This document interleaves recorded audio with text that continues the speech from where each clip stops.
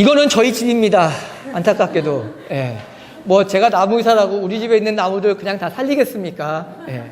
이렇게 인삼 벤자민. 예. 그렇습니다. 얘가 겨울철에 제가 죽였습니다. 왜 죽였을까요? 네, 물을 안 줘서. 저희 회사가 사실은 겨울철도 굉장히 바빠요. 그러니까 여름철에 봄에 일할 거를 겨울철에 막 다 해야 되거든요. 그러니까는 집에 들어갔다 나갔다도 아침 일찍 밤 늦게. 그러다 보니까는 얘한테 신경을 못 썼어요. 그런데 잎이 하나둘씩 떨어집니다, 이제. 그래서, 물 좀 줘. 제가 이 마디 했는데 집사람이 안 줬네요. 이거 제 탓이 아니죠. 예. 그래서,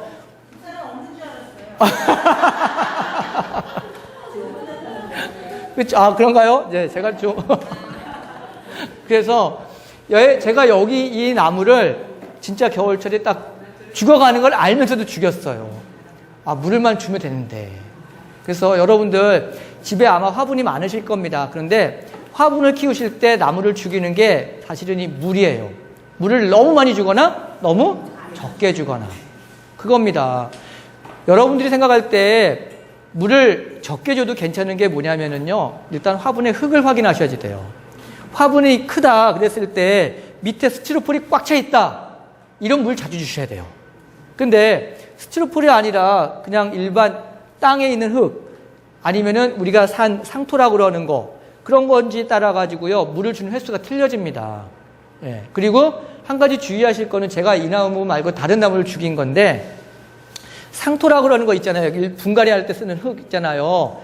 그 흙이 굵은 거하고 얇은 알갱이하고 막 섞여 있는 그런 흙이에요. 근데 그런 흙에다가 물을 자주 주잖아요. 그러면은 아주 가는 알갱이들이 계속 가라앉아요.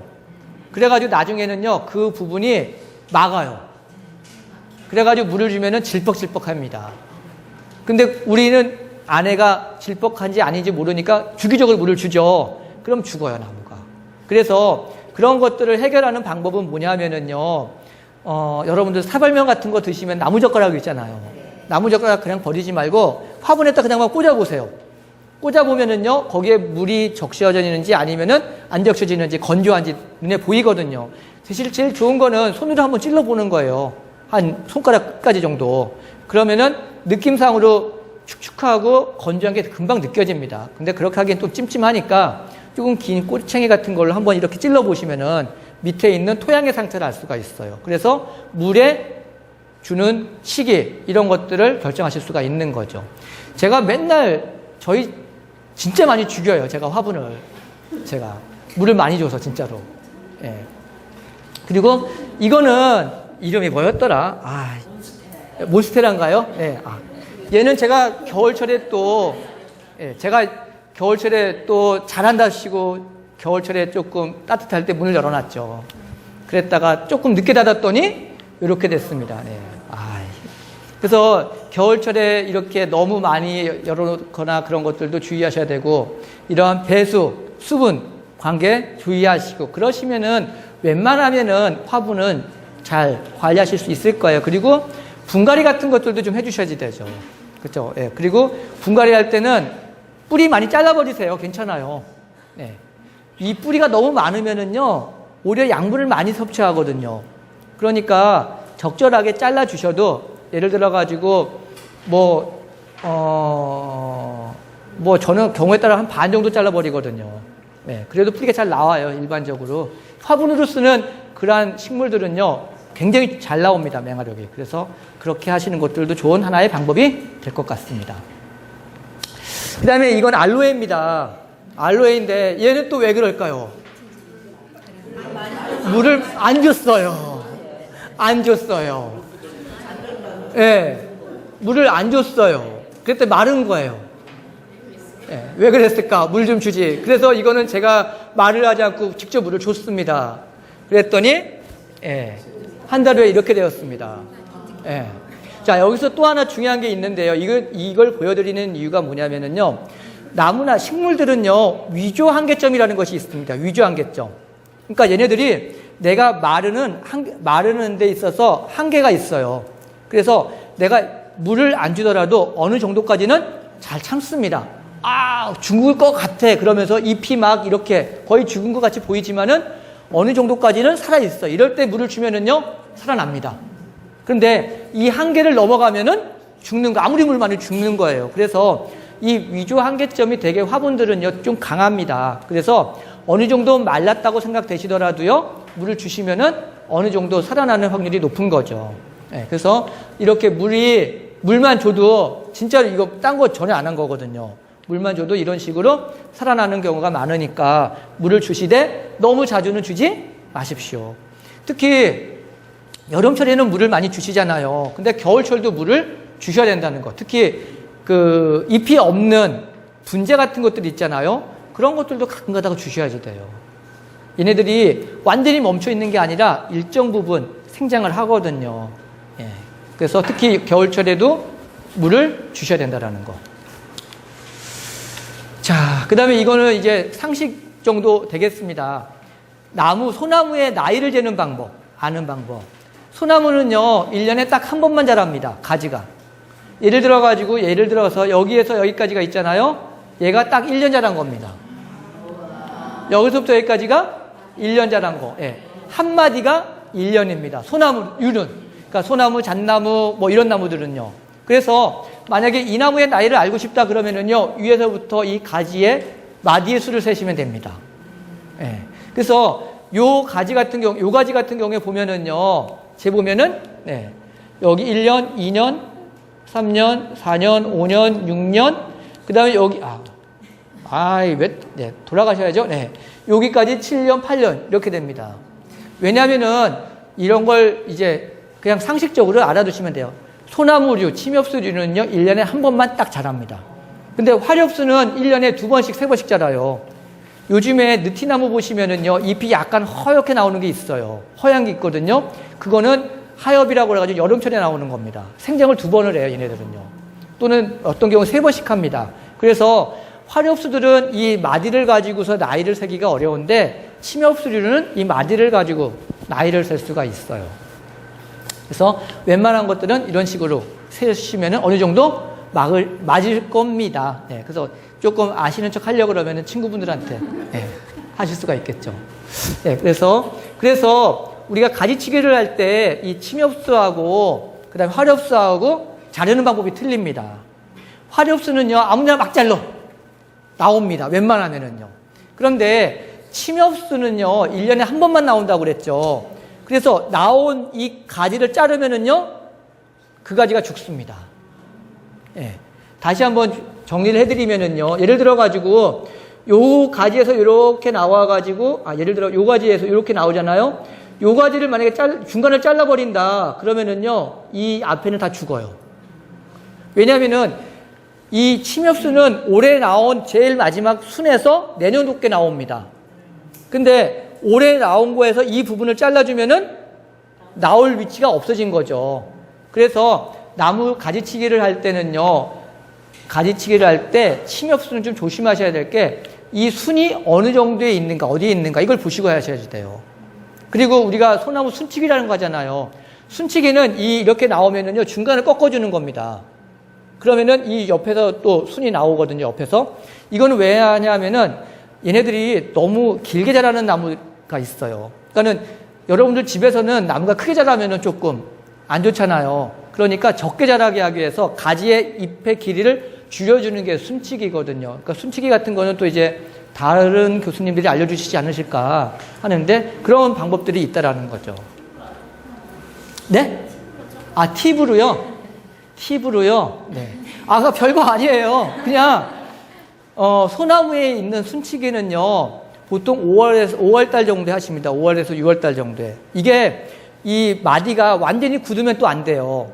그러니까 굳기 전이 5월에서 6월 초순 정도 되거든요. 그럴 때, 이렇게 삐죽 나온 것 중에서 자기가 마음에 드는 만큼 그냥 잘라버리시면 돼요. 예. 그러면은, 올해 이 마디가 그만큼밖에 안 나와요. 그러면서 그 옆에서 또 가지가 나와가지고 생장을 합니다. 예. 네. 그래서 침엽수는 1년에 한 번 고정 생장을 하기 때문에 맨 마지막 부분을 완전히 잘라버리면은 죽는다. 예. 자, 이제부터 여러분들이 궁금해하시는 병해충 하실 겁니다. 네. 근데 병해충 중에서 아까 말씀하셨던 것 중에서 궁금한 거 응애, 진딧물, 깍지벌레, 그쵸? 사실 이 정도만 아시면 여러분들 전문가야. 다른 것들은요 별로 한 5가지만 더 아시면은 아주 훌륭하게 다 아시는 겁니다. 자, 그래서 제가 그냥 직접적으로 한번 말씀을 드릴게요. 진딧물 어떤 모양인지 대충 아시나요? 그쵸? 그러면은 얘네를 어떻게 하면은 해결할 수 있을까요? 네? 농약? 농약? 자, 농약 말고 다른 걸 사용해 보신 분 혹시 있으십니까? 네, 담배꽁초? 아, 니코틴 계열, 이게 뭐냐면은 담배꽁초가 니코틴 계열 이 성분이 있거든요. 이 니코틴이 농약 성분입니다. 옛날에요. 그래서 그거를 이렇게 뭐 섞던지 해가지고 뿌려주는 경우도 있기는 해요. 근데 뿌리고 나면 냄새가 좀 나죠. 예. 또 수성 F킬러 조심하셔야 됩니다. 왜냐하면은 F킬러는 맞아요. 근데 거기에 기름 성분이 있죠. 수성? 없어요. 될 수 있으면 F킬러는 나무에 뿌리지 마세요. 기름기가 남습니다. 예. 그 다음에 혹시 EM 써보셨어요? 예. 네. 그러면은 계란 안 하세요? 안 좋은 것 같아요? 네. 아, 죽질 않는 것 같아요? 식초. 네. 마요네즈. 네, 제가 방법을 알려드릴게요. 진딧물들은요, 여러분들이 걔네들을 죽이려고 그러면은요, 농약을 아무리 뿌려도 다 죽일 수는 없어요. 그러니까 이게 방제에서의 완벽 방제라는 게요, 거의 한 80-90% 정도 방제입니다. 그러니까는 100마리가 있으면은 한 90마리 죽이면은요, 이건 거의 방제에서 완전 방제라고 보통 말을 해요. 그러니까 여러분들도 얘네들을 100% 잡겠다 이 생각은 일단은 버리셔야 된다는 겁니다. 어찌됐든 간에 조금씩은 나옵니다. 그래서 방제의 개념을 밀도를 줄여나가는 개념으로 생각하셔야 돼요. 100마리 있는 거를 50마리. 이런 정도로요. 그렇게 일단 생각하시고, 두 번째는 이러한 것들을요, 약을 뿌릴 때 여러분들은 보통 스프레이 이용하시죠? 다리미질 할 때 쓰시는 거 아닌가요? 아니, 그러면은? 아, 그러니까 농약 뭐 그런 것들 쓰시잖아요. 근데 그런 것들은요, 일반적으로 되게 접촉성입니다. 그러니까는 얘네들이 직접 얘네들을 맞춰야지 죽이는 것들이야, 얘네들은요. 근데 얘네들이 잘 안 그래요.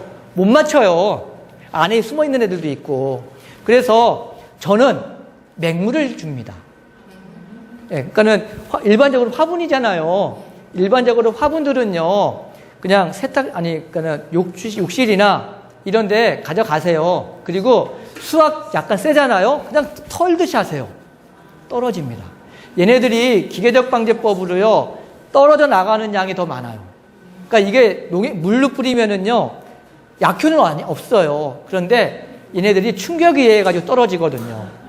그러면은 하수구를 통해서 떨어져 나가는 거잖아요. 그렇게 몇 번 해주시면은요, 아마 꽤 많이 효과를 보실 수 있을 겁니다. 집에서는요. 예, 아주 많은 경우에. 예. 그 다음에 두 번째, 응애. 응애는요, 곤충이 아닙니다. 예, 우리가 흔히 말을 하는 곤충이라는 것은요, 다리가 6개예요. 근데 응애는 다리가 8개입니다. 그래가지고 거미예요, 거미. 예.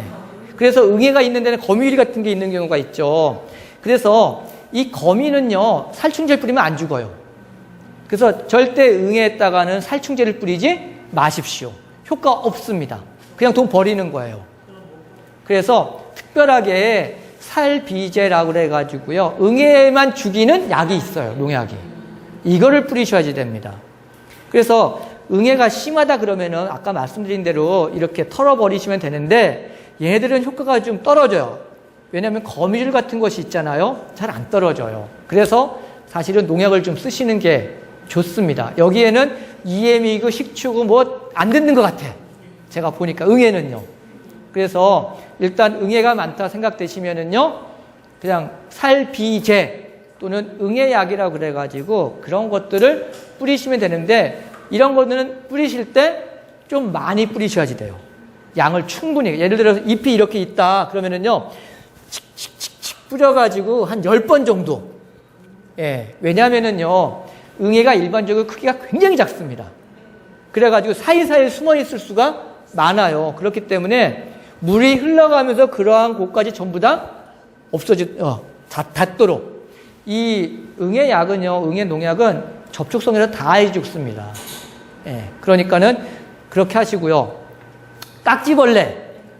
깍지벌레는 잡아 죽이세요. 누르세요. 아니면은, 이게 농약 투자는 안 들어요. 깍지벌레가. 왜냐하면은, 말 그대로 깍지를 쓰고 있잖아요. 이 깍지가 보호막입니다.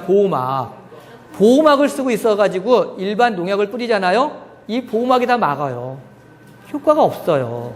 그래서 이 깍지벌레는요, 보통 4월에서 6월달 사이에 알에서 깨어나가지고 깍지를 쓰기 전, 우리가 보통 유충이라고 보통 말을 하는 시기에는 얘네들이 깍지를 안 쓰거든요. 그럴 때 농약을 뿌리셔야지 돼요. 시기가. 그렇지 않으면은요, 약을 뿌려도 잘 안 죽어요. 네. 나왔잖아요. 네. 껍질 제거도 잘 안 돼요. 아, 그렇죠. 근데 일단은요, 자세히 보시면 껍질 나온 거는요, 구멍이 보이거든요. 그런 건 그냥 놔두세요. 그리고, 예, 어쩔 수 없어요. 그것 떼려고 그러면은, 예, 나무 다 죽이니까는, 예. 그래서 만약에 구멍이 있는 애들은요, 그냥 아무 이상 없는 거니까 그냥 두시고, 새로 나오는 애들, 그런 애들을 보셔야 되는데, 깍지벌레를 사실은 어느 정도 많이 퍼져야지 여러분들이 보실 수가 있어요. 그래서 관심이 필요합니다. 조금 나았을 때. 그때가 되게 약충 시기예요. 그때 약을 뿌리시면은 효과가 굉장히 좋습니다. 그런데 완전히 번져가지고 있다. 그럴 때는요, 상당히 지난 시간이거든요. 그럼 깍지를 쓰고 있어가지고 잘 안 죽어요. 약을 뿌려도. 저희 회사에 스팟 필름이 있는데 거기에 깍지벌레가 많아요. 근데 제가 안 뿌리고 놔둡니다. 그러면은 잎이 시들어가지고 죽거든요. 그러면 어쩔 수 없이 한 번씩 그때 뿌려줘요. 예. 그러니까는, 한 번 뿌려가지고 안 죽고 한 두세 번 뿌려줘요, 저도요. 그러니까 저도 회사에 있는 거, 집에 있는 거 잘 못하거든요. 근데 하시려고 그러시면은 관심을 가지시고 그런 식으로 뿌리시면 될 것 같아요. 네. 깍지벌레 약을 하면 네. 오늘 한 번 했어요. 네. 그러면 얼마 간격으로 하는 게 좋을까요? 일반적으로 농약을 살포하려고 그러시면은요, 보름, 네, 또는 한 달 정도. 그러니까는 이게 곤충마다 틀리긴 하는데요. 보통 왜 그러냐면은, 예를 들어가지고 응애가 알을 낳았습니다. 알이 있어요. 근데 알이 있는데 알에서 이제 얘가 애벌레가 되잖아요. 예를 들면은요, 애벌레가 되잖아요. 약충이 되는데 이 애벌레가 1월 1일 날 알이 됐으면은 2월 1일 날 100마리가 있으면 100마리가 한꺼번에 2월 1일 날 다 유충이 될까요? 아니죠. 얘네들이 알에서 깨어나는 시간이 굉장히 길어요. 어떤 거는 2월 1일 날 나오고 어떤 애는 2월 5일 날 나오고 어떤 애는 2월 10일 날 나옵니다. 그러면 생각을 해보세요. 오늘 약을 뿌렸는데 뿌리는 거는 예를 들어가지고 알 같은 경우는 잘 안 죽어요 또. 예, 유충이 돼야지 죽거든요. 그러니까는 얘네들이 아직 나오지 않은 애들은요, 약을 뿌려도 살아있는 거예요. 그래서 그 이후에 나오는 애들을 죽이기 위해서 약을 또 한번 뿌리는 겁니다, 사실은요.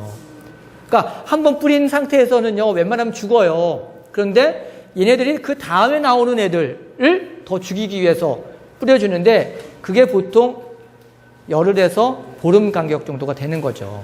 그래서, 네. 네. 인약하고 충약하고 같이 섞어서 네. 뿌리라고 하는데 네. 일주일 후에 뿌리라고 해요. 네. 일주일 후에? 네, 너무 자주 뿌리는 뭐, 자주죠. 예. 그러니까 일주일마다 뿌리셔도 상관은 없습니다. 없어요. 이제 그거는 또 이제 약간 전문성이 있어야 되는 건데요. 이 농약이라는 거는요, 농약은 원래 한 가지만 써야 됩니다. 근데 두 가지를 왜냐면은 이 농약이 전부 다 화학물질이에요. 예, 화학물질이거든요. 그러니까 화학물질하고 결합을 하면은 어떠한 문제가 생길지 몰라요. 이래서 이제 약해가 생기는 거거든요. 그래서 농약 회사마다 이 농약하고 혼합을 해도 됩니다라고서 표로 만들어 놓은 게 있어요. 농약 혼용표라는 것이 있습니다. 그걸 확인하고서 섞으셔야지 돼요. 원래는. 근데 웬만하면 거의 섞어도 돼요. 특별하게 몇 개 빼놓고서는. 예. 네, 저 같은 경우는요, 야구르트를 네. 물에다 희석하지 않고 네. 찐득이가 많아가지고 계속 좀 뿌려줬어요. 네. 잎사귀가 다 떨어져가지고 죽더니 나무가 죽어버렸어요. 네. 야구르트를 뿌렸더니요? 네, 찐득이에 야구르트가 네. 이렇게 그 많이 네. 말리면 찐득찐득 네, 네. 맞춰서 그 찐득이가 죽는다. 자, 야구르트가 성분이 뭘까요? 당이에요. 당이에요. 그건 뭐냐면은 진드기가 더 먹을 걸 많이 주는 거예요. 그러니까 TV에 나와 있더라고요. 그래서 제가 생각할 때 그렇습니다. 진드기가 이 당을 굉장히 좋아하거든요. 얘가 생장 속도가 더 빨라지겠죠. 증식을 더 많이 시키는 거죠. 예, 그래서 야구르트 같은 건 안 쓰시는 게 맞는 것 같아요. 그래서 그래서 뭐냐면은 그게 왜냐면은요, 진드기가 많으면은요 잎이 기능을 못하면서 떨어지거든요. 그러니까 그게 야구르트를 뿌려서라기보다는 진드기의 양이 진딧물의 양이 진드기가 아니라 진딧물입니다. 예, 진딧물의 양이 많아지면서 이 기능을 상실하게 해가지고 떨어지는 그러는 것 같아요. 예. 그리고 살충제는 그렇고요. 살균제. 제가 좀 속성만입니다. 이거 뒤에 아주 길게 하려고 그러면은 6시까지 해야 되기 때문에 속성으로 중요한 것만. 또 아니면은 필요한 거 그때그때 물어보세요. 살균제는 뭐 하는 겁니까? 균을 죽이는 거죠. 여러분들이 알고 있는 균 뭐가 있을까? 별로 없어요. 흰가루병 말고는 여러분들 보실 수 있는 거 없을 거예요. 예. 그래서, 자, 그런데 이 균은요, 곰팡이입니다, 곰팡이. 전부 대부분이. 우리 나무에 발생하는 것 중에 한 90%는 곰팡이예요. 그럼 곰팡이가 번식을 어떻게 할까요? 뭘로 할까요? 포자죠. 포자는 어떻게 이동을 해요? 날아다녀서, 그쵸? 자, 생각을 해보겠습니다. 우리 집에 무슨 하여튼 병이 생겼어. 곰팡이가 생겨가지고 포자가 막 발생을 해. 또는 우리 집에는 아무도 없는데 옆집에서 발생을 했어. 그러면은 방제를 한다고 그래가지고 얘가 될까요? 예. 주변에 있는데 싹 같이 안 하지 않는 이상 효과가 없어요. 예. 저는 그래서 살균제는요, 굳이 뿌리지 말라고 그럽니다. 예. 차라리, 살균제 때문에, 병 때문에 죽는 거 없다고 말씀드렸죠. 아까, 광릉 긴나무종, 재선충병, 이런 거 말고는요, 병이 발생했다가 떨어지고 또 나와요. 예. 그래서 병 때문에 농약을 뿌리시는 일은 별로 안 하셔도 될 것 같다. 그런데, 그러면은 그냥 가만히 둘 것인가? 그렇잖아요? 그래서, 아까 말씀드렸듯이 병 중에서 뭐 갈반병이나 이런 것들은요, 여러분들이 처리하시기가 힘듭니다. 이런 거는요, 그냥 두세요. 떨어지면은 또 나옵니다. 근데 눈에 가장 많이 보이는 게 흰가루병이에요. 밀가루 쫙 퍼진 것처럼 있는 거. 그런데 이 흰가루병의 특징이 뭐냐면은요, 일단 얘가 통풍이 안 되는 곳을 좋아합니다. 온도가 조금 높은 걸 좋아합니다. 습도도 약간 높아야 되겠죠. 자, 그렇다면은 이 흰가루병이 발생하지 않게 하려고 그러면은 어떻게 하면 되겠어요? 네. 그쵸? 통풍 잘 되게 하고 약간 시원하게 해주고 그러면 발생하지 않는다는 겁니다. 약을 뿌릴 필요 없이. 그래서 우리가 흔히 말을 하는 속가죽이라는 거 있죠. 그러니까는 안에 있는 가지들을 좀 잘라주는 거. 그러니까 죽은 거나 이런 것들. 네. 그런 것들만 해줘도요, 안 발생합니다. 그러니까는 병은 이제 조금 더 배우시면은요, 이렇게 직접 농약으로 하시는 것보다는요, 일반적으로 임업적이라고 그래가지고 환경을 약간 병이 발생하지 않는 환경으로 만들어주는 게 좋다라는 거죠. 그렇게 하시는 게 좋아요. 그리고 굳이 농약을 뿌리지 않더라도 약간 얘가 병든 것처럼 보이지만 죽을 일은 별로 없다. 예. 화렵수들은요, 되게 올해 나온 잎이 떨어지잖아요. 올해 또 나옵니다. 1년에 2번, 3번씩 나와줘요. 단지 이 침엽수 쪽이 문제거든요. 근데 침엽수도 올해 나온 잎이 살아있으면요, 괜찮아요. 한 가지. 그 소나무 잎은요, 생존 기간이 얼마나 될 것 같아요? 소나무 잎. 네. 올해 순이 나왔다, 이 잎이 나왔다. 얘가 언제까지 살 수 있을 것 같아요? 1년? 2년? 1년? 얘네들이요, 일반적으로 2년 반 정도 산다고 그럽니다.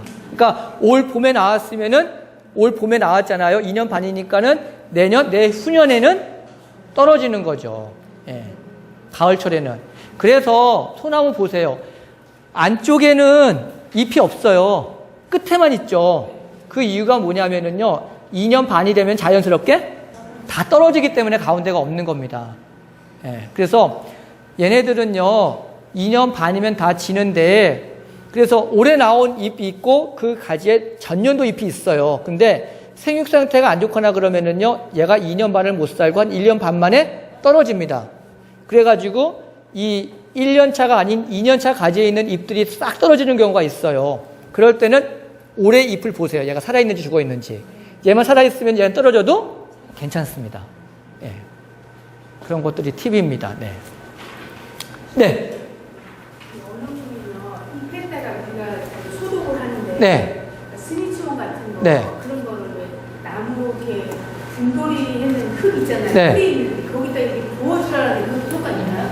아, 그다음에 또 하나 이제 일반 야외를 한번 생각해 보겠습니다. 야외 쪽에서는요, 사실 잎에다가 이렇게 막 뿌리는 약이 조금 부담스러울 때가 있어요. 그럴 때 농약의 종류가 또 몇 가지가 있는데요. 그 잎재라고 그래가지고 구슬처럼 생긴 알갱이 형태가 있어요. 이런 걸 땅에다가 묻어줍니다. 땅에다 묻어주면은 이 농약이 어떻게 될까요? 뿌리를 통해서 흡수가 되죠. 그러면은 이 농약을 나무 몸 안에 가지고 있게 되는 효과를 얻게 됩니다. 그런데 이러한 것들은 어떤 데 효과가 있냐면은요, 이 몸 안에 있으니까 이 수액하고 같이 돌아다니거든요. 수액을 빨아먹는 애들. 그러니까 진딧물, 아니면 깍지벌레, 응애, 이런 데를 애들한테는 효과가 있어요. 그래서 농약이 다 종류가 제형이 틀립니다. 아무거나 안 되고 땅에다가 뿌리는 토양제가 있어요. 농약이. 그걸 뿌리시면 되는데 주의하셔야 될 거는요, 토양 오염이 또 생길 수가 있겠죠. 예. 그러니까는 아파트 애들 많이 다니는데 이걸 뿌렸다 그랬을 때 어쩔 때는 강아지들이 와가지고 먹고서 할 수도 있고, 예. 위험성이 조금은 있죠. 그래서 상황에 따라 가지고 각각 가장 좋은 농약을 쓰는 거죠. 그런 방법도 있기는 해요, 야외에서. 근데 이건 약간 전문성이 있어가지고 여러분들은 조금 방법은 있지만은 피하시는 것도 좋을 것 같아요. 농약이 양도 정해져 있거든요. 면적당 얼마를 어떻게 넣어야 되는지 이런 것들이 있기 때문에 조금 이런 것들은 조금 더 습득을 하신 다음에 쓰시면 좋을 것 같아요. 또 하나 중요한 사실을 이제 알려드릴 겁니다. 팁이에요, 팁. 이거 제가 어디 나가서 이렇게 알려드리면은 제 밥줄을 끊는 자유행위입니다, 이거는. 자유행위가 되는데, 자, 보세요. 자, 일단은 병해충 여러분들 배우실 거잖아요. 이번 시기인데, 예. 여기 병해충 보면은요, 생물적인 게 있고 비생물적인 게 있어요. 이게 무슨 차이냐면은, 여러분들 사람도 똑같습니다. 여러분들 이렇게 다쳐가지고 나는 상처도 있고, 또는 목에 물릴 수도 있고, 아니면은 병원균에 옮겨가지고 다칠 수도 있거든요. 그런데 그러한 것들 못지않게 스트레스 받으시죠? 스트레스 받으시면은 아주 심하면은 병원 가요, 안 가요?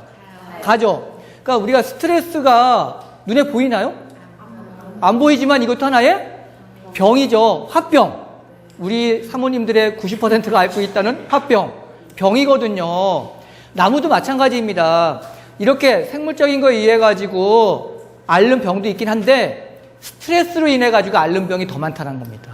그래서 그 스트레스를 어떻게 앓고 있는지, 그리고 그러한 것들을 어떻게 확인하는지 설명해 드릴게요. 그냥 세균, 바이러스, 파이토플라스마, 원생동물, 선충, 곤충 이런 것들은요 다 살아있는 애들입니다.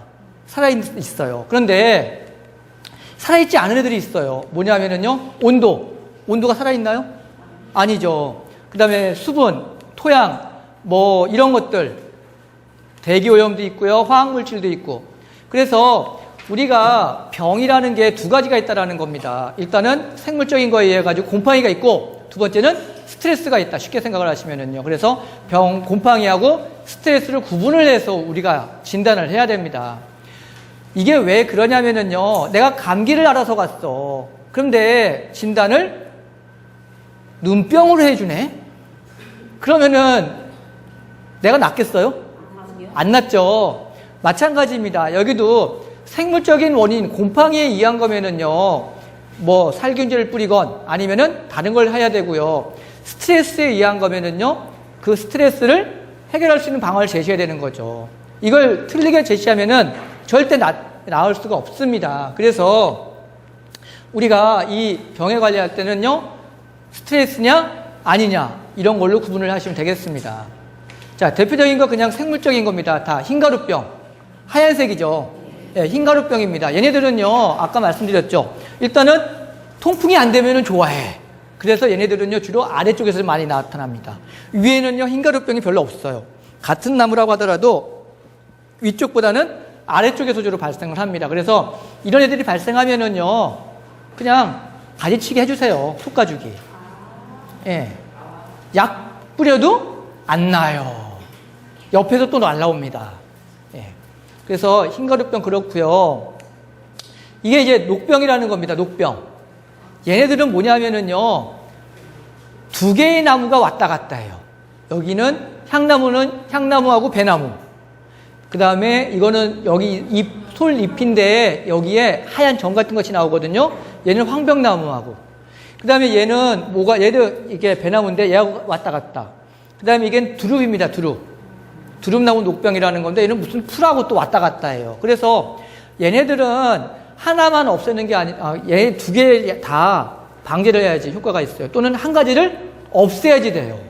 예를 들어가지고 이 향나무하고 배나무가 있으면은요, 둘 중에 하나만 없으면 어떻게 되겠어요? 얘네들이 발생을 안 해요. 그래서 얘네들은 뭐 약을 뿌리기보다는 둘 중에 한 나무를 주변에서 완전히 없애주는 게 좋은 방제법인 거죠. 그래서 뭐 과수원, 배, 사과 이런 밭 주변에는요, 이 향나무가 없습니다. 주변에는요. 네. 향나무가 있으면은 여기에 잎이나 과일에 덕지덕지 붙어가지고 상품성을 떨어뜨리거든요. 네. 그래서 얘네들은 물론 약제 방제도 할 수 있지만은 그냥 없애는 것들, 둘 중에 하나를. 그 다음에 얘는 이제 빗자루병이라는 겁니다. 대추나무 빗자루병, 북나무, 오동나무, 벚나무. 이 빗자루병은 뭐냐면은요, 쉽게 생각을 하면은요, 하나의 가지에서 굉장히 많은 잎들이 나오는 거예요. 그런데 또 다른 특징은 뭐냐면은 이 병에 걸리면은요, 꽃눈이 꽃눈으로 나오는 게 아니라 잎눈으로 나옵니다. 잎눈으로. 그러니까 꽃이 펴요, 안 펴요? 안 피죠. 꽃이 안 피면은 대추나무에서 꽃이 안 피면은 열매가 맺혀요? 안 맺히잖아요. 가치가 없어지는 거죠. 그 다음에 여기 있는 북나무나 오동나무 같은 경우에는 그나마 괜찮아요. 뭐 꽃이나 그런 걸 보는 거 아니니까. 그런데 얘네들이 걸리면은 일단은 그 가지들을 죽인다는 겁니다. 벚나무 보세요. 이게 한 나무에서 이렇게 올라가는 거예요. 근데 한 가지는 꽃이 피었고 한 가지는 꽃이 안 피었죠. 얘는 걸려있는 거고 얘는 걸려있지 않은 겁니다. 그래서 지금 우리 서울 시내에 있는 벚나무에도 이 빗자루병이 굉장히 많이 걸려 있어요. 예. 지금 창원 쪽에서 우리가 지내죠. 군항제 하잖아요. 군항제 하는데 이 벚나무 빗자루병이 그 지역에 굉장히 많이 걸려 있거든요. 그러니까 이 꽃이 안 피니까 군항제가 안 되잖아요. 그래서 1년에 몇 억씩 이 가지를 잘라주는 사업을 하고 있어요. 예. 여기 여의도도 마찬가지거든요. 지금 꽤 많이 걸려 있어요. 이거 계속 잘라내야 됩니다. 방제약이 거의 없어. 얘네들이 그런데 포자도 날아다니기 때문에 방제도 어렵죠. 굉장히 문제가 되고 있는 병입니다. 그 다음에 이제 병인지 아닌지 이제 한번 살펴보도록 하겠습니다. 얘가 마로니에입니다. 치렵수라고 그러는 거예요. 멀리서 똑같은 이제 다른 나무입니다. 얘 보시면은 뭔가 병 든 것 같아요? 안 든 것 같아요? 병 든 것 같이 보이지 않나요? 갈색들이 많잖아요. 여기 이거는요. 그쵸? 멀리서 보면 얘하고 거의 비슷한 병에 걸린 것 같아요. 그런데 얘를 조금 가까이서 봤습니다. 가까이서 봤더니 얘는 잎이 이렇고요. 얘는 잎이 이래요. 증상이 똑같아요? 틀려요? 이게 틀려요? 예? 아, 제가 이렇게 말씀드리니까 놀라시지 마시고. 자, 똑같아 보입니까? 달라 보입니까? 예? 달라 보이죠? 네, 달라 보입니다. 그래서 하나는 병이고 하나는 스트레스예요. 자, 느낌이 오시나요? 네. 그러면 안 되는데, 벌써 아시면 안 되는데. 자, 얘는 병 같죠? 자, 병은요, 나무의 잎에 걸리면은요, 되게 불규칙합니다. 그러니까 되게 불규칙하게 점점 이렇게 나타나요. 그런데 스트레스는 일반적으로 균일합니다. 그래서 얘는 보면은요, 잎 끝에서부터 이렇게 고르게 거의 증상이 얘네들 보면은 피해가 나타나는 게 거의 비슷하게 나타나죠. 얘는 수분 부족입니다. 네. 위에는 얘는요, 입마름병, 네. 얼룩무늬병이라고 그러는데요, 치료수에 많이 발생을 합니다. 그래서 얘는 병이기 때문에 살균제를 뿌려줘야 되고요. 얘는 물을 줘야죠. 구분이 되시나요? 네. 자, 그러면은 또 하나 문제를 내야죠. 얘 은행나무입니다. 근데 얘도 보면은요, 여기서 보시면요, 이렇게 많이 갈색이 돼 있죠? 여기도 마찬가지죠. 근데 잎을 또 가까이서 봤습니다. 그랬더니 얘는 이렇고 얘는 이래요. 또 느낌 오시나요? 네. 이제 다 배웠어요. 얘는 뭐? 병. 얘는 스트레스. 네. 얘도 역시 수분 부족. 얘는 입마름병입니다. 페스탈로치오시스에 의한 입마름병. 자, 우리가 일반적으로 스트레스라는 거는요, 나무에게는요, 균일한 증상을 보여줍니다. 그리고 나무에서 되게 전체적으로 나타나요. 전체적으로. 예. 그런데 이 병은요, 어떤 가지는 나타나고 어떤 가지는 안 나타나고 막 그럽니다. 예. 약간씩 불규칙하게 나타난다는 거죠. 그래서 나무를 보았을 때 전체적으로 나타나는가 아니면은 부분으로 나타나는가, 그리고 잎을 가까이 봤을 때 그 증상이 균일하게 나타나는가 아니면은 닥치닥치 여러 가지 불규칙하게 나타나는가, 이런 걸로 구분을 하시면은 일단은 일반적인 병하고 스트레스 정도는 구분하실 수 있어요. 일반적으로 이렇게 잎 끝이 이렇게 타들어가는 거는 대부분 병이 아니라 스트레스 중에서도 수분 부족입니다. 네. 자, 그리고 또 하나, 아까 말씀드렸듯이요, 이 병은요, 꼭 같은 나무에서는요, 주변에 같은 나무가 있으면은 그 나무에는 전부 다 걸릴까요, 안 걸릴까요? 되게 일반적으로는요, 그 주변에 같은 수종에서는요, 거의 나타나죠. 그런데 이 스트레스는요, 같은 나무가 있다고 그랬을 때 다 걸릴까요? 아니에요, 얘는요. 얘를 토양이 틀리잖아요. 위치도 틀리고 그렇기 때문에 이 스트레스에 의한 거는요, 약간 불규칙합니다. 나무가 틀려. 예를 들어보겠습니다, 이제. 자, 여기 이렇게 철쭉이 있고요. 느티나무에 있고, 회화나무에 있고, 소나무, 쥐똥 이렇게 있습니다. 그런데 요 소나무 세 주하고 요 소나무 한 주하고 네 주에만 걸렸어. 이상이 있습니다. 그럼 얘는 병일까요? 아니면은 스트레스일까요? 예? 얘는 병이라는 기준이 높아요. 왜? 기주특이성이라는 것 때문에. 예. 그러니까 여기 이렇게 같은 나무에 어느 특정한 공간에서 같은 나무에만 이상이 있다. 그러면은 걔는 곤충이 갉아먹거나 곰팡이가 가가지고 증식을 하거나 되게 그런 경우가 많습니다. 그러니까 절대적인 건 아니지만은 일반적으로. 그러면은 다음 거. 이번에 조금 위치를 바꿔봤어요. 여기 소나무, 쥐똥나무, 향나무. 이 세 개 나무에서 이상이 있네요. 그러면 얘는 스트레스일까요? 병일까요? 얘는 스트레스 확률이 높아요. 왜냐면은 여기 있는 소나무, 여기 있는 건 괜찮잖아요. 그쵸? 또, 쥐똥나무가 여기에밖에 없죠? 네. 향나무. 또 여기밖에 없네? 딴 데 없네? 네. 하지만 어찌됐든 간에 이 소나무를 기준으로 했을 때 각각 다른 수종에서도 증상이 나타난다는 거죠. 피해 증상이. 그리고 이러한 증상을 나타낼 때 피해 증상이 나무가 틀리는데 나타나는 피해 증상은 어떨까요? 약간 비슷하게 나타나겠죠. 그럼 얘네들은 스트레스이다. 예. 그 다음에 또 하나. 여기 보시면요. 여기 이런 데서 이렇게 나타납니다. 피해가. 얘는 병일까요? 스트레스일까요? 네? 뭐일까요? 병. 예. 병은요, 군데군데 이렇게 나타납니다. 일반적으로. 물론 아주 고르게 쫙 나타나는 경우가 조금 드물어요. 예. 또 하나. 얘는, 얘 끝이 이러네. 얘는 어때요? 얘는 스트레스량이 높아요. 얘는. 근데 얘는 군데군데 이러잖아요. 이거는 병이나 해충이나 생물적인 피해에 의한 겁니다. 느낌이 오시나요? 예. 그래서 여기 보시면은요, 나무 전체의 피해 증상이 나타나는가. 나무 전체. 그러니까 일단은 나무 전체에 나타나면은 얘는 일단은 스트레스 확률이 조금 높아요. 그 다음에 주변에 같은 나무에서도 동일하게 나타나는가. 같은 나무가 같이 나타나면은 병. 그렇지 않으면은 스트레스. 예.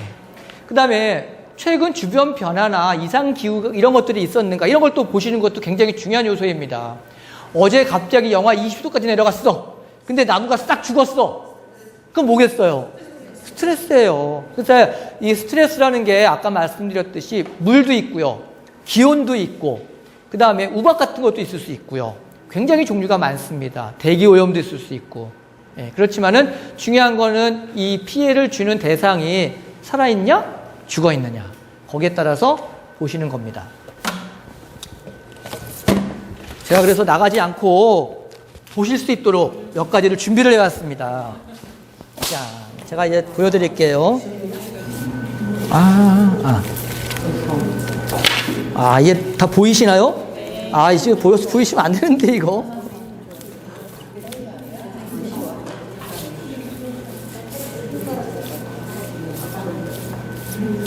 하나가 어디 갔어? 자, 보겠습니다. 자, 이게 아까 보셨던 은행나무입니다. 자, 이거는 뭘까요? 이제 자신이 있으신가 봐요? 이거는 병. 약간 차이가 나죠? 자, 일반적으로 수분 부족에 의한 스트레스는요, 잎 끝이 이렇게 고르게 끝에서부터 타고 들어옵니다. 예. 한번 보세요. 그리고 제가 뒤에다가 나무 이름하고 피해 증상을 적어놨으니까 만약에 궁금하시면 보도록 하시고요. 이게 아까 보여드렸던 마로니에입니다. 이게 원래 마로니에는 잎이 7개죠. 근데 너무 커가지고 코팅이 안 돼가지고 하나만 잘랐어요. 예. 자, 이거는 어때요? 병. 이게 마른 병입니다. 얘는 스트레스. 아까 은행나무하고 비슷하죠? 거의 비슷하죠? 네. 그래서 이거는 마로니에. 그렇게 보시고요. 네. 그 다음에, 자, 이 두 가지를 한번 보십시오. 어때요? 안 보이시나요?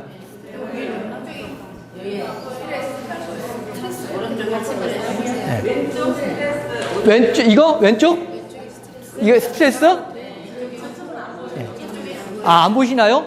이게 둘 다 스트레스입니다. 자, 왜냐하면은 잘 보였어요. 이거는 이거는 끝에가 고르게 이렇게 끝에서부터 파고 들어오죠. 얘는 위에서부터 이렇게 내려옵니다. 그러니까 이게 나무마다 특성이에요. 그러니까 이게 둘 다 수분 부족이거든요. 얘는 팥대나무고 얘는 느티나무예요. 근데 나무마다 수분 부족일 때 이렇게 테두리를 타고서 말려 들어오는지 아니면은 맨 위에서부터 내려오는지 이거는 나무마다 틀리다라는 겁니다. 그런데 중요한 거는 뭔가 규칙적으로 보인다는 거예요. 예. 쭉 보세요. 예. 예. 자, 이것도 보세요. 이거는 복작입니다. 얘는 벚나무예요. 어때요, 느낌이? 얘는 스트레스인 것 같고. 예. 둘 다 스트레스? 네. 둘 다 스트레스 맞습니다. 그러니까 이게 파고 들어오는 게 이쪽 다 넘기세요. 예. 이거는 산딸나무이거든요. 산딸나무인데 끝에서부터 이렇게 내려오죠. 예, 스트레스고요. 얘도 철쭉입니다. 그러니까 이게 나무마다 끝에서부터 내려오는지 테두리를 타고서 내려오는지 이거는 경험이에요, 이제. 이거 왜 그러냐면은 나무마다 잎에 가지고 있는 구조가 틀려서 그러거든요. 물관이 이쪽으로 다 뻗는지 끝으로 가는지에 따라 가지고 차이가 나서 그런 거니까요. 네. 네. 자, 그 다음에 이건 아직 없는 건데요. 자, 이게 뭐냐면은요, 이거는, 얘가 남천이라는 나무고요. 얘는 사철나무입니다. 사철나무거든요. 이건 제가 안 써놨는데, 이거는 피해 증상이 어때요?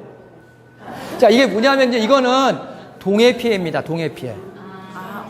자, 이게 왜 그러냐면은요, 원래 이게 사철나무인데 색깔이 어때요? 거의 하얀 색깔 나오거든요. 얘네들이 겨울철에 동해 피해를 받으면은요, 이 안에 있는 엽록소가 파괴가 됩니다. 그러니까 엽록소가 파괴되면은 엽록소가 초록색이죠. 엽록소 색깔이 없어지면서 자기 본색이 나타나는 거죠. 예. 이것도 남천인데 마찬가지예요. 원래 남천이 약간 붉은색 돌거든요. 얘는 지금 약간 흐릿하게 살색 나타나고 있거든요. 이것도 전부 다 동해 피해를 받아가지고 이렇게 나오는 겁니다. 원래 붉은색이에요?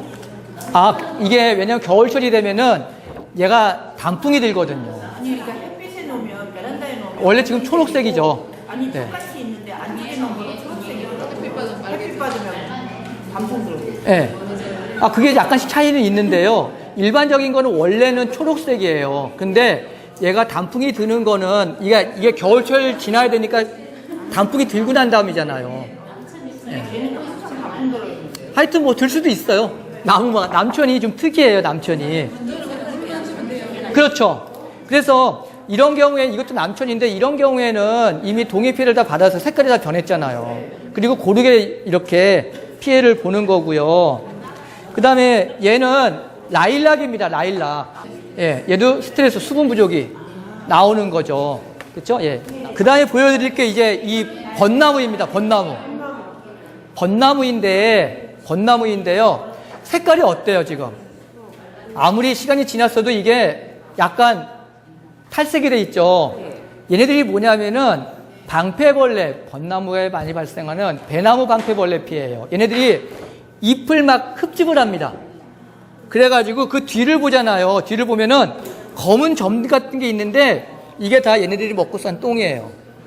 예, 그래서 벚나무 잎의 색깔이 이렇게 탈색이 되고 뒤를 돌아봤더니 검은 뭔가가 보인다. 그러면 이거는요, 벚나무 방패벌레 피해입니다. 방패벌레.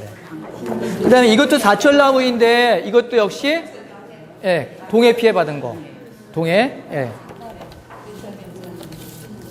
얘도 이게 벚나무에 아까 보여드렸던 거 이게 방패벌레 피해거든요. 예. 이거는 명자에 발생한 방패벌레 피해입니다. 이거는 제가 그래서 일부러 앞뒷면을 전부 해놨는데 여러분들이 만약에 잎 화렵수의 잎의 색깔이 약간 약간 흐릿하다, 탈색이 됐다. 그럼 잎 뒷면을 보세요. 잎 뒷면을 보면은요, 대개 보면은 이렇게 검은 색깔로 뭔가가 많이 묻어 있어요. 그러면 그거는 되게 이제 방패벌레 피해거든요. 진딧물이나. 예. 네. 그럴 수 있어요. 예. 그런데 얘네들이 방패벌레 피해가요, 많다고 그래가지고, 아니요, 살충제. 예, 일반 살충제. 네. 스트레스 받는다고 하는 나무를 네. 스트레스인지 입마병인지 모른다고 약속하고 줬는데 다 떨어지던데 그렇게 한 번 먹으면 네. 스트레스를 받으니까 떨어지는 경우가 많아요. 그 다음에 이게 뭐냐면은요, 붉은별 무늬병이라는 건데, 잎 뒷면에 보면은요, 털 같은 게 막 나와 있어요.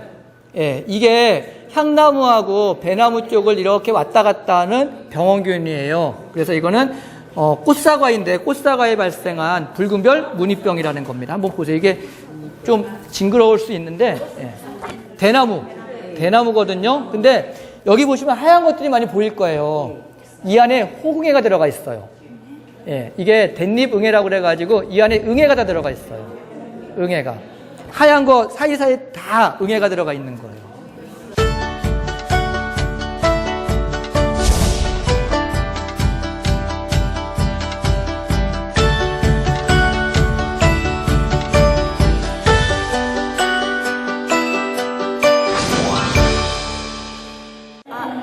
이게 뭐냐면은 사실은 이제 곤충 중에서, 해충 중에서 여러분들이 보시기 힘든 게 많거든요.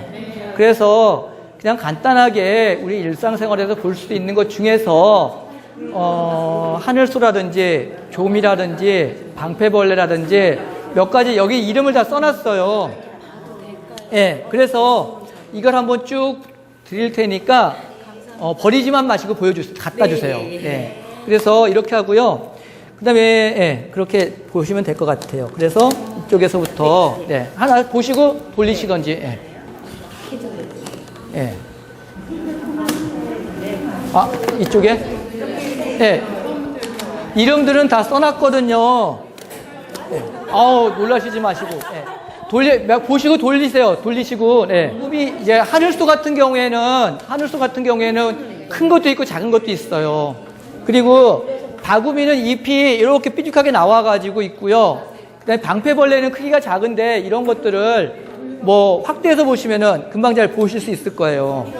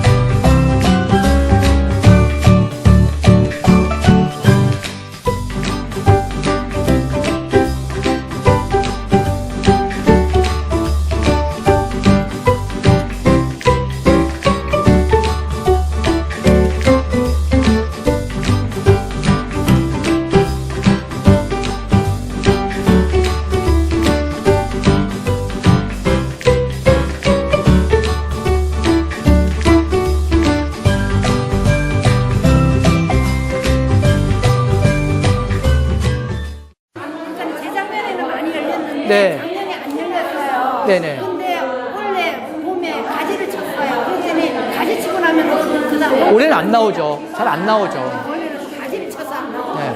가지를 많이 치면은 좀 안 나올 수가 있죠. 내년을 한번 봐야 네네. 그렇습니다. 가지는 언제 쳐요? 가지요? 치시고 싶을 때. 한여름만 빼놓고. 한여름만 빼놓고. 그런데 일반적으로 과실수 같은 경우에는요, 가을철에 주로. 예, 가을. 예. 왜냐면은 얘네들이 싹이 나올 때 어느 정도 양분이 있어야 되는데, 예. 싹이 그리고 나온 다음에 자르면은 양분을 다 빨아먹은 상태잖아요. 네, 그런 정도는.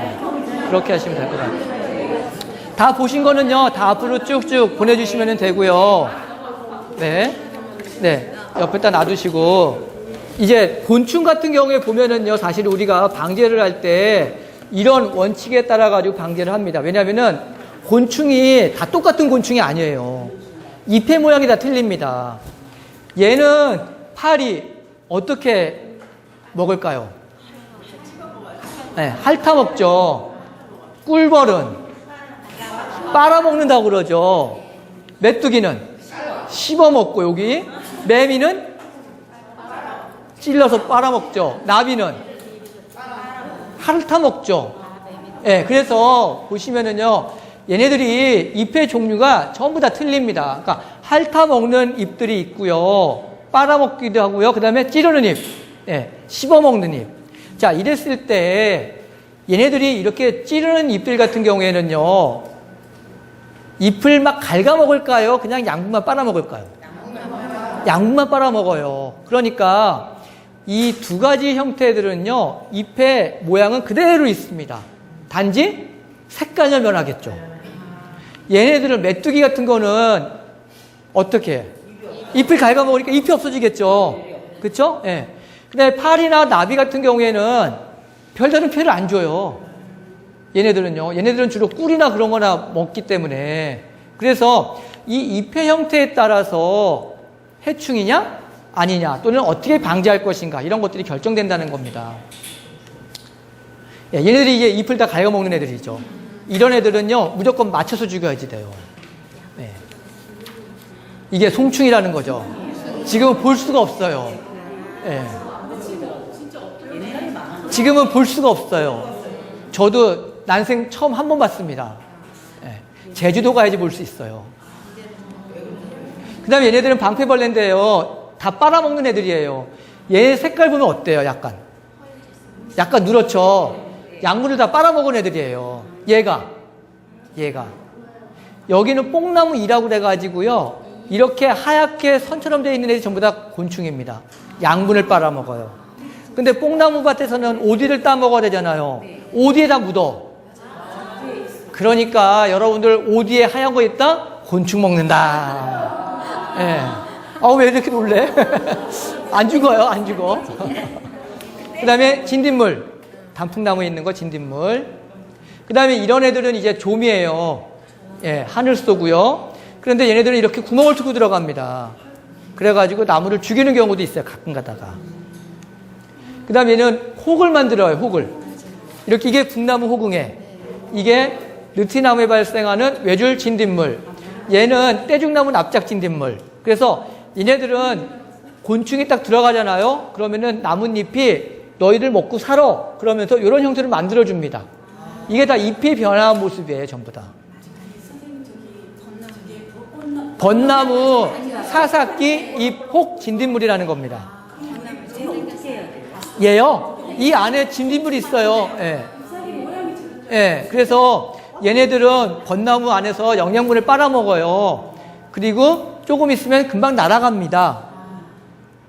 그래서 이런 상태로 있다가 잎이 족이나 겹쳐요. 그러니까 나무가 조금 약해지긴 하지만 죽지는 않는다. 예. 그거는 철쭉 떡병이라고 그러는 겁니다. 병은요, 그 철쭉 떡병은요, 사실은 굉장히 많이 발생하지는 않으면은요, 그냥 따가지고 버리세요. 네. 그게 병이나 해충이나 마찬가지인데요. 올해 그렇게 많이 발생하지만은요, 가만둬도 내년에는 안 발생할 때가 있어요. 왜냐면은 곤충이나 병원균이나 자기가 좋아하는 환경이 있거든요. 그런 환경이 주어져야지 대발생을 합니다. 그래서 우리가 이런 것들을 되게 돌발해충이라고 그래요. 매년 발생하는 게 아니라 가끔 가다가 많이 발생한다. 그래가지고 돌발해충이라고 보통 말을 하는데, 그런 것들은요, 그냥 두세요. 죽이긴 하죠. 아니, 가끔 가다 아주 심하면 죽이긴 하는데, 죽을 일은 별로 없어요. 뭐, 안 죽인다고 말은 못하죠. 죽일 수도 있지만 웬만하면 안 죽인다. 이렇게 말씀을 드리죠. 이식한 지 한 달 좀 넘었는데, 네. 뿌리를 끊어내서 약해져서 그게. 아니요. 뿌리 그런 생육하고 크게 연관은 없어요. 그래서 우리가 방제를 할 때 약을 이렇게 뿌리거나, 놀트랩이라고 그래가지고 끈끈이 목이 있죠. 그런 거 여기다가 다 묻도록 하거나, 아니면은 나무 주사를 주거나, 예, 그렇게 하는 방법들이 있죠. 그 다음에 농약에 대한 걸 잠깐 말씀을 드릴게요. 이제 중요한 부분인데요. 농약, 그럼 여러분들 느낌이 어떠세요? 안 좋죠. 맞으면은, 막 진짜 그러시죠? 예, 그쵸? 독약 같죠? 그런데 너무 그렇게 오버하지 마시라는 겁니다. 이제 그걸 말씀드리려고 그래요. 왜냐하면은요, 농약은 끝에 자가 뭡니까? 약이에요. 그리고 농약이 농업에 쓰는 약이거든요. 이 모든 약은요, 약이라는 거는 사람이나 이런 데 해가 없도록 다 검사를 마친 겁니다. 그러니까 우리가 적정 수준에서 쓸 때는요, 사실 큰 피해가 없어요, 사람한테도. 근데 느낌상 괜히 뭔가가 이상할 뿐이거든요. 자, 그래서 요즘에는 맹독성 농약이 예전에는 있었는데 지금 못 쓰게 판매 금지가 됐어요. 고독성 없어졌습니다. 그래서 보통 독성, 저독성 농약밖에 안 써요, 지금은. 일단은요. 그 다음에 이제 한 가지 알아두실 게 뭐냐면은요, 그럼에도 불구하고 사람이 요즘에 안전에 대해서 민감하잖아요. 여기 나와 있는 게 뭐냐면요, 망코제브라는 건 다이센이라고 그래가지고 예전에 살균제로서는요, 만병통치약으로 썼던 약이에요. 그런데 이게 지금 미국에서는요, 발암물질로 규정이 되어 있습니다. 다 써져 있어요, 거기에요. 네. 중요한 거는 여기에 나와 있는 이 유효 성분하고 또는 이제 상표명하고 비고에 나와 있는 발암 물질인지 아니냐, 이제 그겁니다. 그래서 지금은 이 다이센 지금 사용 안 합니다. 일반 생활권에서는요. 네. 여기 나와 있는 톱시넴이라는 거, 티오파네이트 메틸이라는 것도 역시 발암 물질이기 때문에 안 써요. 그 다음에 여기 나와 있는 거 티아클로프리드, 그 다음에 메티다티온이라는 거, 옛날에 이게 스프라사이드라고 그래가지고 이 살충제 중에서는 거의 만병통치약으로 썼었거든요. 근데 얘가 지금 메티다티온이 발암 의심 물질이고 고독성이라서 안 씁니다. 네? 어독성은 뭐냐면은요, 물고기가 이 농약을 받았을 때 얼마나 많이 죽는가 그거예요. 그래서 어독성이 높을수록, 낮을수록 좋습니다. 예. 상급이 낮은 거죠. 1급이 높은 높은 거네. 그렇죠. 네. 네네. 그래서 요즘에는 이런 거 3, 4등급 이런 거 안 쓰고 되게 2, 3등급, 2등급 정도로. 근데 어독성은 사실 별로 신경 안 쓰셔도 될 게 이게 사람하고는 별로 조금 떨어지는 거거든요. 그래서 이거는 물고기하고 상관이 있는 거기 때문에, 왜냐면은 이제 유원지에 물고기가 있는데 쓰지 말아야 될 거기 때문에 그런 거고, 일반적인 거는요, 여러분들이 저독성인지 맹독성인지 이걸 보시고, 그 다음에 여기 나와 있는 발암 물질인지 아닌지 이런 것들을 보시면 될 것 같아요. 예. 살균제하고 식초하고 비교하면은요. 네. 농약이라는 것, 이런 쓰셔도 좋아요. 근데 그만큼 조금 기다려 주셔야 된다라는 거죠. 그게 안 되면은 화학 농약을 써야지 돼요. 방법이 없어요. 아니면 그냥 두거나. 자, 그래서 방제가 여기 나와 있죠. 과연 나무를 위한 것인가? 저는 아니라고 생각합니다. 사람을 위한 거죠. 그렇다면은, 그래서 이 맹독성, 맨날 고독성 이런 걸 찾는 이유가 사람을 위해서 하다 보니까 그런 걸 찾는 거예요. 그래서 사람을 위한 것인지 나무를 위한 것인지 먼저 한번 고민을 해 보셔야 된다는 거죠. 그리고 또 하나는요, 모든 사람이 동일한 생각을 가지고 있지 않다는 게 또 문제예요. 100명의 시민 중에서 99명은 저거 그냥 둬도 괜찮아, 참을만해 라고 생각하시는 반면, 한 분이 난 저거 죽어도 못 참어. 그럼 어떻게 될까요? 방제가 들어갑니다. 이게 문제예요. 왜냐하면은 공무원들도 압니다. 이거를 뿌려도 되고 안 뿌려도 된다라는 걸. 그런데 전화가 한 번은 그냥 참을만 해요. 그거 안 뿌리고 조금만 참으시면 됩니다. 그러는데 2번 전화 오잖아요. 그러면은 내가 일 안 하는 건가? 그리고 띠리릭 인터넷 올리죠. 누구누구 일 안 합니다. 그럼 공무원들은요, 어쩔 수 없이 해야지 돼요. 그러니까 이 민원이라는 게 굉장히 중요한 사항이에요. 그래서 저희 업체, 저희 같은 나무병원들을 먹여 살려주시려면은 민원을 많이 올려주시고, 그렇지 않으면은 그냥 참으시는 것도 하나의 방법입니다. 제가 계속 말씀드려요. 그래서 이제 예시를 보여드릴게요. 농약을 과연 얼마나 쓰는가, 농약을. 자, 일반적으로 농약은요, 희석 배율이 1000배입니다. 1000배. 그러니까 물 1000리터에 농약 1리터를 섞게 돼 있어요. 자, 이거를 우리 가장 가까운 환경에다가 비교해 보면은요, 물 이게 얼마? 2리터입니다. 그러면은 1000분의 1이에요, 농약. 그러면은 농약은 얼마가 들어갈까요? 2cc. 제가 그래서 여기 2cc를 담아봤습니다. 농약이 뭐 보입니까? 가까이 했어요. 확대를 했더니 요만큼 넣습니다. 농약 이만큼을 여기다가 넣습니다. 흔듭니다. 그래가지고 이걸 뿌리는 거예요. 그러면은 여러분들 이 물을 마시지 않는 이상 지나가다가 좀 맞았다고 그래가지고 기겁을 하실 정도는 아니라는 거죠. 안 그럴까요? 저희들이 이제 이런 일들을 많이 하잖아요. 저희 이 업계에 전설이 있어요. 뭐냐 하면은 이 농약을 맞았다고 옷에 묻었다고 세탁비를 물어달래요. 물어줍니다. 그 정도는. 뭐 까짓것. 그런데 어떤 분이 진짜 진상이야. 자기가 이 농약을 맞았는데 도저히 불안해가지고 견딜 수가 없대요. 병원에 가서 진단을 받아야 되겠대요. 받으라고 그랬어요. 그랬더니 MRI를 찍었어. MRI 찍는다고 뭐가 나옵니까? 안 나와요. 그러니까 아니 병원도 자기가 하겠다는데 어떻게 해? 해줍니다. 진단서에 나올 게 없어요. 40만 원이니까 60만 원 물어줬죠. 이런 짓은 하지 마세요. 그러니까 이게 농약이요. 사실은요. 여러분들 사실은 1년 중에 농약을 맞을 일 몇 번이나 있을 것 같아요? 1년에 한 번이나 있을 것 같아요? 거의 없습니다. 1년에 한 번 아까 이 1000배를 희석한 물을 지나가다가 몇 방울 맞았어요. 이거 집에 가서 씻으시면은요, 그냥 큰 문제가 없지 않을까요? 그렇지 않을까요? 네. 이게 여러분들요, 농약 묻은 사과, 과일 다 드세요. 그렇잖아요. 그런데 이렇게 방지하는데 제발 진상을 물려주지 마세요. 배우신 분들이시니까.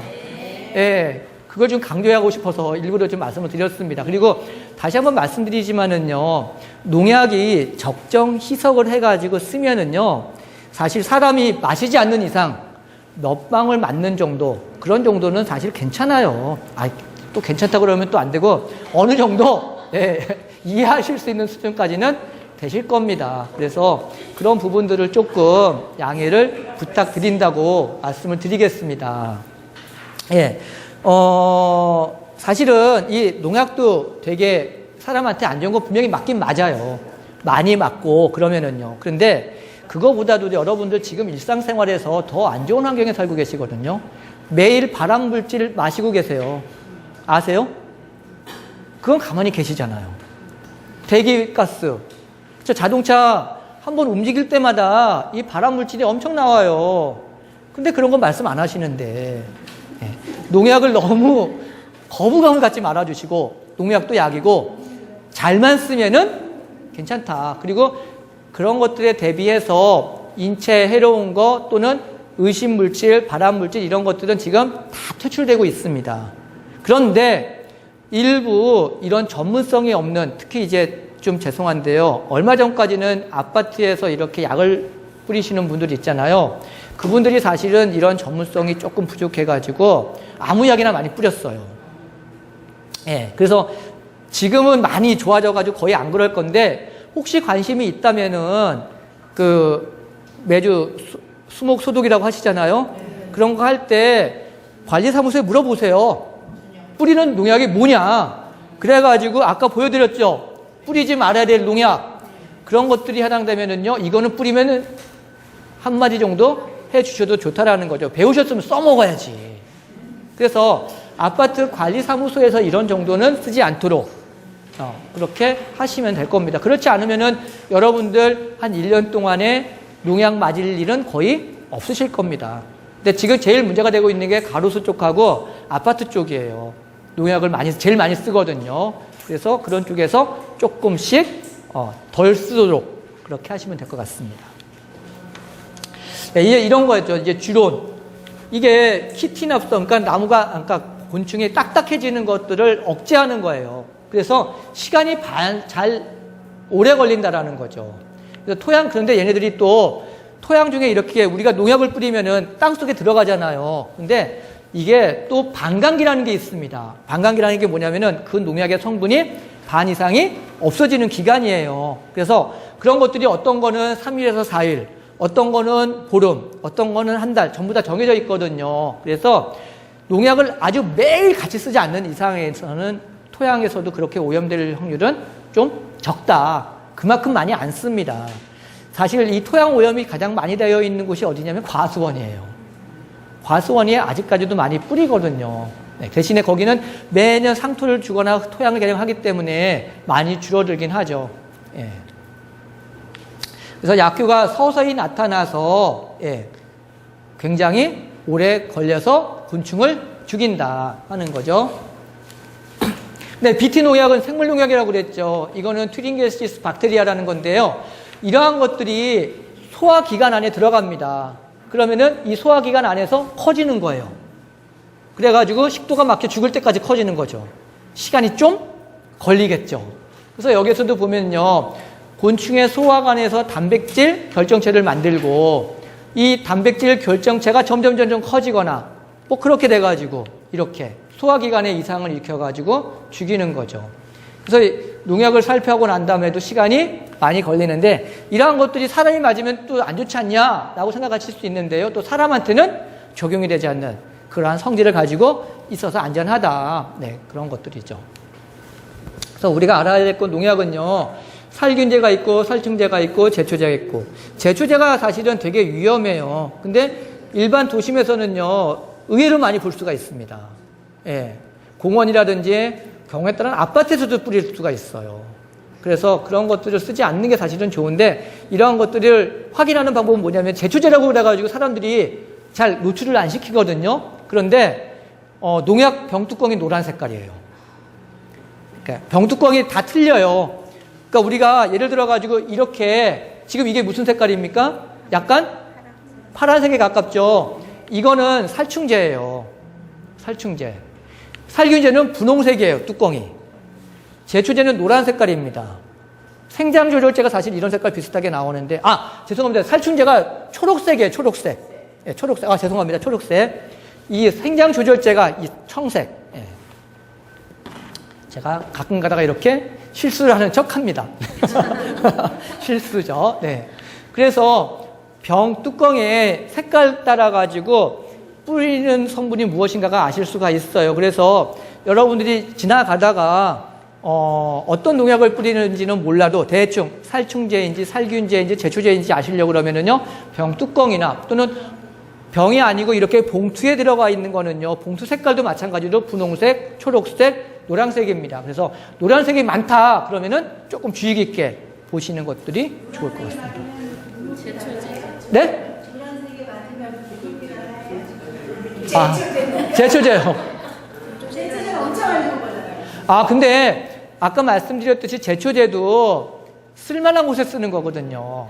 그러니까 사람들이 별로 안 가는 곳에 써야지 돼요. 그래서 그리고 제초제도 아까 말씀드렸듯이 반감기가 있습니다. 그래서 뿌리고 난 다음에 일정 시간이 지나면은 효과가 없어져요. 그래서 너무 그렇게 걱정을 하실 거는 아닌데 단지 이제 제초제 같은 경우에는 약간 살충제나 그런 거에 비해 가지고 성분이 틀리기 때문에 사람들의 접촉이 좀 안 되는 게 좋겠지 아무래도.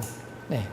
그래서 조금 주의 깊게 보실 수 있겠다는 겁니다. 그래서 여기 나와 있죠. 초록, 분홍, 노랑, 파랑, 흰색. 네, 그래서 발암 물질이라고 생각하는 그런 물질이 포함된 것들은요. 되게 디프, 아까 말씀드렸던 거 그런 거, 히어로 이런 것들 전부 다 지금은 쓰지 않도록 저희를 자체적으로 생산은 되고 있어요. 그런데 쓰지 않도록 하고 있습니다. 뭐 장단점 이런 것들은 그렇고 이제 흰가루병 아까 말씀드렸듯이 뭐 제선충병 이거 이제 소나무 제선충병이라는 게 모든 나무에 다 걸리진 않습니다. 여기 나와 있듯이 스트로브 잣나무는 잘 아직 안 걸린다고 그래요. 그래서 니기다 소나무, 테다 소나무 이런 데는 안 걸려요. 주로 이게 외국에서 들어온 거거든요. 미국에서. 그래서 니기다 소나무나 방크스 소나무 이런 것들은 아직 걸리지 않는 걸로 되어 있습니다. 녹병이 있고 빗자루병이 있고. 그래서 이제 정리를 해야 되죠. 중국에서 소나무는 뭐라고 불러요? 중국 소나무가 있나요? 오던데.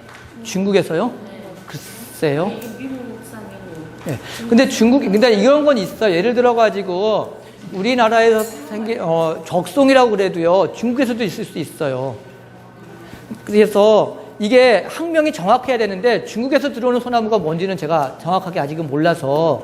창경궁에 가면 백송 있잖아요. 네, 백송. 네.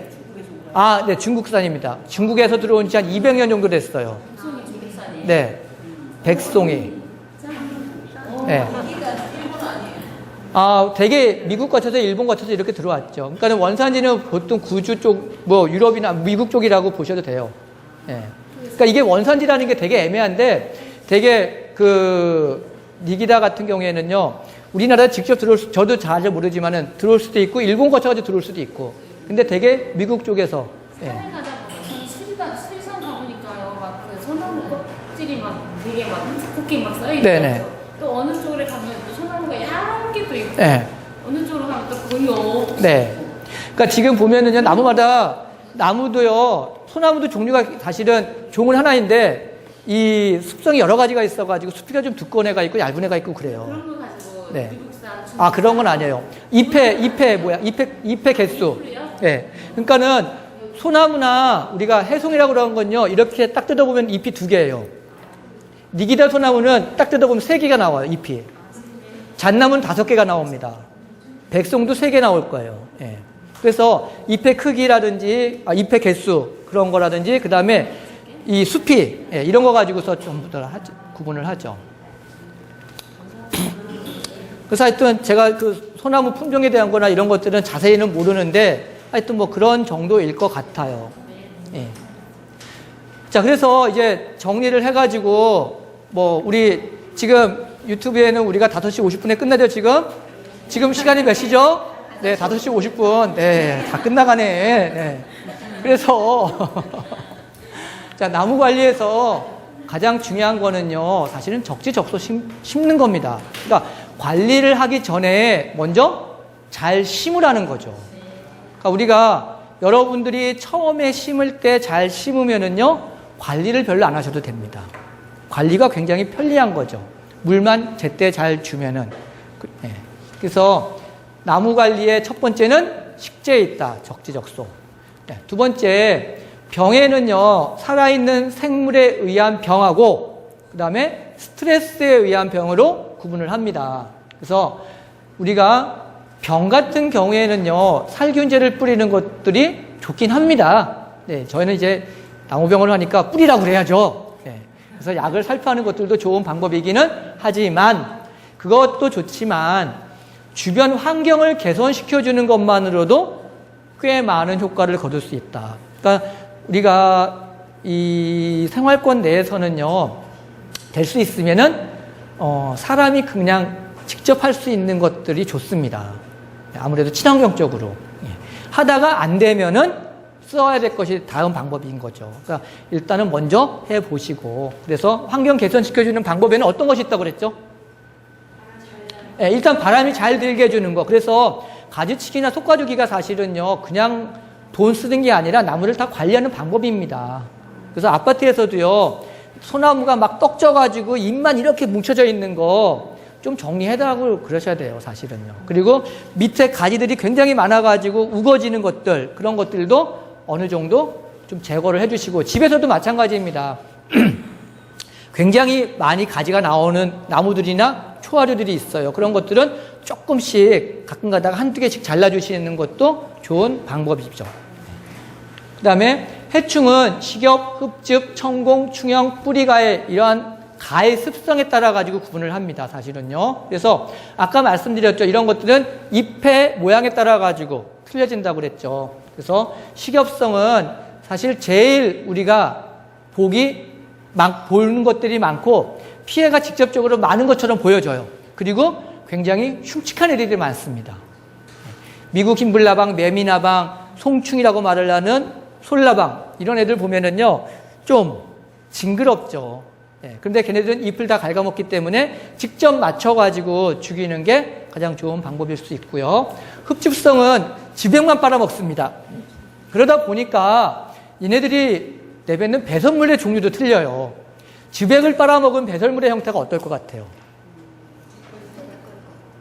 덩어리가 나올까요?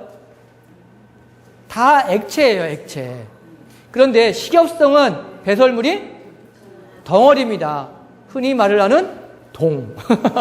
그래서 우리가 진딧물이나 방패벌레나 이런 것들은 보면은요, 그 배설물이 전부 다 점점 형태로 되어 있지만 전부 다 액체입니다. 그게 굳어진 거예요. 예. 그래서 먹는 방법에 따라서 배설하는 방법도 틀리다라는 거죠. 그 다음에 청공성은요, 구멍을 뚫고 들어가는 겁니다. 근데 구멍을 뚫고 들어가는 애들이요, 나무를 많이 죽이지는 않는데 얘네들이 들어가서 그 공간을 계속 확대시키는 거죠. 걔네들은 없어질지 모르지만은 계속 그 공간이 시간이 지나면서 균에 의해 가지고 커지기 때문에 지지 기능에 문제가 생길 수가 있고, 또는 아주 몇몇 종은 우리가 형성층이라고 그러는 부분들을 갉아먹기 때문에 나무를 죽일 수가 있습니다. 그 다음에 충혈 형성은 혹을 만드는 겁니다. 아까 사사끼 혹파리라든지, 사사끼 잎 혹 진딧물이라든지, 느티나무 외줄 진딧물이라든지 어떤 모양을 만들죠. 혹 같은 것들을요. 그래서 그 안에서 주로 지백을 빨아먹고 삽니다. 근데 모양은 충형 형성. 그 다음에 뿌리를 가해하는 거는요, 사실 크게 보기 어려운데, 뿌리를 가해하는 게 주로 매미 같은 것들, 땅강아지 이런 애들이거든요. 그런데 얘네들이 한번 생각을 해보세요. 깊이 들어갈까요? 아니면 얕게 들어갈까요? 깊이 안 들어가죠. 그러면은 뿌리가 깊이 들어가는 애들은 피해가 나타날까, 안 나타날까요? 안 나타나요. 그래서 뿌리를 이렇게 갉아먹는 애들은요, 주로 묘포장에서 피해가 많이 나타납니다. 그러니까 큰 나무가 있는 데서는요, 뿌리가 어느 정도 깊이 들어가기 때문에 얘네들이 그 깊이까지 안 들어가죠. 물론 들어갈 수도 있긴 하지만은요. 그런데 묘포장에 있는 애들은 뿌리가 어때요, 대부분? 많이 아직 안 들어갔잖아요. 묘포장이라는 건 이제 키우는 애들이거든요. 그래서 그런 곳에서는 이 뿌리를 막 갉아먹으면은 나무가 죽을 수가 있죠. 그래서 뿌리 가해 해충은 주로 이 묘포장에서 문제가 되고 있고, 일반 공원이나 이런 데서는요, 사실 큰 문제가 되지 않고 있습니다. 그래서 모든 식물 관리는 어찌됐든 간에 목적과 범위를 정하라는 겁니다. 목적, 내가 어느 정도까지 또는 무엇을 위해서 하는가, 이걸 여러분들이 먼저 정하시라는 겁니다. 아까 말씀드렸죠. 관리의 주체는 여러분들입니다. 그리고 어디까지 할 것인가, 돈을 얼마까지 쓸 것인가, 이것도 역시 여러분들이 하실 거고요. 그래서 내가 어느 정도까지 참겠다 또는 어디서부터 하겠다 결정을 짓는 건 여러분들이고, 그런 것들을 또 다른 사람들에게 강요는 하지는 마십시오. 예. 이게 좀 성질 안 좋으신 분들이 내 주장만 해. 예. 근데 그러지는 마시라는 거죠. 관리라는 건 어디까지나 주관적입니다. 딱 100% 정해져 있는 것이 없으니까는 여러분들이 마음 내키는 수준까지 하시면은 된다라는 거죠. 자, 이거는 뭐냐면 창고입니다. 이게 창고인데요. 이제 흑백이라서 안 보이실 텐데 나무의 특성표라는 겁니다. 예를 들어가지고 금송은요, 얘는 보면은요, 여기 보면은, 얘를 음양. 이게 음양이 뭐냐면은요, 음수라고 그러는 겁니다. 그늘에 잘 견뎌요. 양수는 햇볕을 좋아하는 나무입니다. 그래서 음수를 햇볕이 잘 드는 곳에 심어 놓으면은 죽어요. 또는 굉장히 세력이 안 좋죠. 그래서 예를 들어 금송은 왼쪽이니까는 지금 음수죠. 금송이라는 나무는요, 양지 바른 곳에다가 심어 놓으면은 안 좋습니다. 약간 그늘진 곳에다가 심어놓는 게 좋다라는 거죠. 또 여기 건습이 있습니다. 여기 이거는 보통이죠. 건조에 강한 나무가 있고요, 습한 곳을 좋아하는 나무가 있습니다. 우리가 개울가에 많은 나무가 뭐예요? 개울가, 버드나무들, 그렇죠? 그러니까 버드나무들 같은 경우에는요, 물에 굉장히 강한 나무가 되겠죠. 소나무는요, 물가에서 자라기도 하지만은요, 건조한 곳에서 굉장히 잘 자랍니다. 그리고 소나무는요, 굉장히 양수예요. 그러니까 소나무를 그늘에 심어 놓으면은 죽어요. 그러니까 이런 것들이 나무마다 다 특성이 있거든요. 생장 속도가 느리고 빠르고 이런 것들을 다 적어 놓은 거거든요. 이런 것들은 인터넷 찾아보면 다 나와 있어요. 그래서 여러분들이 나무를 심기 전에 나무의 특성을 먼저 한번 확인을 하세요. 그 정도 공부는 하시고, 거기에 따라서 맞는 장소에다가 나무를 심으시면 적지적소가 되는 겁니다. 네, 그래서 그냥 참고로 이런 식으로 보시면은 된다 해가지고 하나 샘플로 만들어 놓은 것입니다. 네, 오늘 여기까지인데 질문 있으십니까? 네. 대나무를 개인적으로 좋아하는데. 대나무, 네. 여기 경기도에서는 대나무 구경을 못해요. 네. 대나무 동해 입습니다. 동해 때문에. 그래서 이 대나무 같은 경우에는 약간의 한정된 공간, 아니면 아주 따뜻한 쪽, 집에서 베란다에서 화분으로는 못 키우죠. 화분으로는 가능할 것 같아요. 네, 화분으로는 가능할 거예요. 근데 원체 얘네가 높이 올라가잖아요. 잘라가지고 쓰시면 되는데, 그렇게 화분에 키우기엔 좋은 수용은 아닌 것 같은데, 좋아하실 수는 있지만은, 예. 또 다른 질문 있으세요? 없으십니까? 네. 끝내도 될까요? 네. 집에 가시기 바쁘시네요. 네, 수고하셨습니다.